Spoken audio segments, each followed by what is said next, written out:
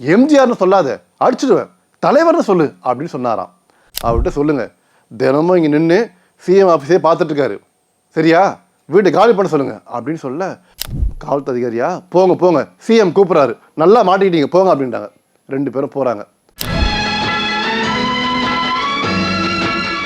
மக்கள் திலகம் எம்ஜிஆர் இவரை எப்படியாவது பார்க்க வேண்டும் அப்படின்னு நிறைய பேர் ஆவலாக இருப்பாங்க. அந்த வகையில் மரியாதைக்குரிய இருகூர் இளவரசன் இருகூர் ராஜேந்திரன், அதாவது இவங்க 2 பேரும் பார்த்தீங்கன்னா கோயம்புத்தூர் மாவட்டம் சேர்ந்தவங்க, தலைவர் மேலே தீரா பற்று பாசம் கொண்டவங்க. அந்த இருகூர் இளவரசன் என்ன பண்ணுறாரு, பத்திரிகை துறையிலேருந்து சினிமா துறைக்கு அடி எடுத்து வைக்கிறாரு. அவருடைய நண்பர் மரியாதைக்குரிய ராஜேந்திர சார் அவர் என்ன பண்ணாருன்னா, டி நகரில் தலைவருடைய ஆஃபீஸ்க்கு பக்கத்துலேயே பார்த்தீங்கன்னா ஒரு சின்ன வீடு எடுத்து தங்குறாரு. அவர் வந்து சினிமா டிசைனர். அவரை பார்க்க இவர் போகிறாரு. அந்த ராஜேந்திர சார் என்ன பண்ணுவாராம், எப்பொழுதுமே வீட்டு வாசல் நின்று தலைவரையே பார்த்துட்டு இருப்பாராம். ஏன்னா தலைவருக்கு அவ்வளோ பிரியமா. இந்த நபர் என்ன பண்ணுறாரு, யார், மரியாதைக்குரிய இளவரசர் சார், அவர் வந்து அவரை பார்க்க போகிறாரு டி நகரில். அப்பொழுது மக்கள் தலைவர் எம்ஜிஆர் சிஎம் அவருடைய ஆஃபீஸ் அதுதான். இவர் அங்கே போகும்போது அங்கே இருந்த காவல்துறை அதிகாரி என்ன பண்ணுறாங்க, ஏங்க இங்கே வாங்க, உங்கள் பேர் என்னன்னு. ஐயா என் பேர் இருகூர் இளவரசன். யாரை பார்க்க வந்தீங்க? எங்கள் இருகூர் ராஜேந்திரன். இருகூரா, அது எங்கே இருக்கு? கோயம்புத்தூர்லங்க அப்படின்னு கேள்வி கேட்குறாங்க. காவல்துறை அதிகாரி என்ன பண்ணுறாங்க, கேள்வி கேட்டே இருக்காங்க. நீங்கள் என்ன பண்ணுறீங்கன்னு. ஐயா நான் வந்து துணை இயக்குனர் சினிமாவில், இப்போ தான் அடி எடுத்து வச்சுருக்கேன். உங்கள் ஃப்ரெண்டு அவர் என்ன பண்ணுறாரு? அவர் வந்து சினிமா டிசைனர். ஓ அப்படியா, அவர்கிட்ட சொல்லுங்கள், தினமும் இங்கே நின்று சிஎம் ஆஃபீஸே பார்த்துட்ருக்காரு, சரியா, வீட்டை காலி பண்ண சொல்லுங்கள் அப்படின்னு சொல்ல, இவர் பயந்துட்டே அவரை போய் பார்க்க போகிறாரு. அவர் என்ன பண்ணார், இளவரசா வா வான்றாரு. ஏன்ப்பா நான் வரது இருக்கட்டும், என்னப்பா இது, போலீஸ்காரங்க விசாரிக்கிறாங்க, நீ வீடை காலி பண்ணுமாமேன். எதுக்குன்னு? தினமும் சிஎம் ஆஃபீஸை பார்க்குறியாமேன். அவரை பார்க்குறதே எனக்கு சந்தோஷம், நான் எதுக்கு வீடு காலி பண்ணணும் அப்படின்றாரு. இல்லை நீ எம்ஜிஆர் பார்க்குறியாமேன். எம்ஜிஆர்னு சொல்லாத, அடிச்சிடுவேன், தலைவர்னு சொல்லு அப்படின்னு சொன்னாராம்.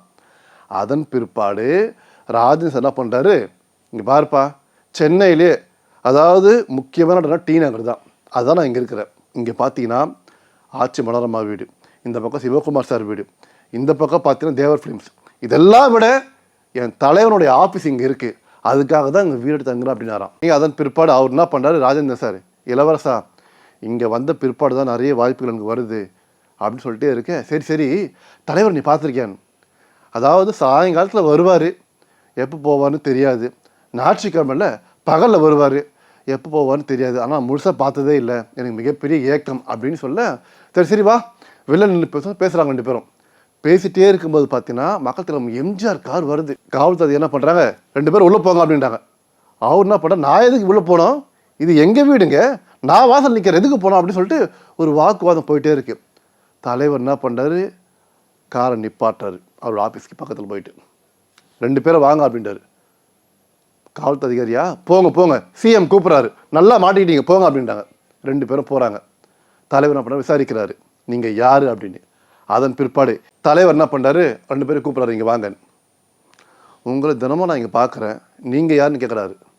ஐயா நான் வந்து துணை இயக்குனர், இவர் வந்து இங்கே தான் இருக்கார், நாங்கள் 2 பேரும் கோயம்புத்தூர் சேர்ந்தவங்க. ஓ அப்படியான்னு, என்ன சண்டை போட்டுருக்கீங்கன்னு.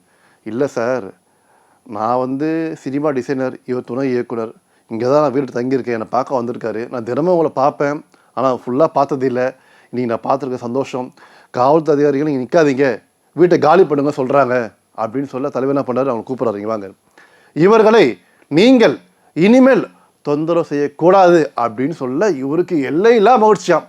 அதன் பிற்பாடு மக்கள் நம்ம எம்ஜிஆர் என்ன பண்ணுவாரா, அதாவது அந்த நபரை தாண்டி போகும்போது கார் கண்ணாடி இறக்கி விட்டு வணக்கம் சொல்லுவாராம். இவருக்கு அளவு கடந்த மகிழ்ச்சியாம்.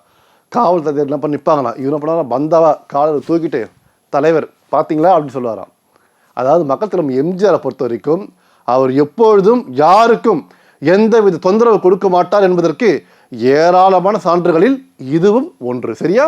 மக்கள் திலகம் தங்கத்தாரக இவர்களை பற்றி கூற வேண்டும் என்றால், அச்சம் என்பது மடமையடா, அஞ்சாமை திராவிட உடமையடா, ஆறிலும் சாவு நூறிலும் சாவு, தாயகம் காப்பது கடமையடா. அந்த வகையில் தாயகத்திற்காக தமிழக மக்களுக்காக வாழ்ந்த 2 தலைவர்கள் தான் நம் இதய தெய்வம் புரட்சி தலைவர் எம்ஜிஆர் ஐயா அவர்களும், நம் மனித தெய்வம் புரட்சி தலைவி அம்மா அவர்களும்.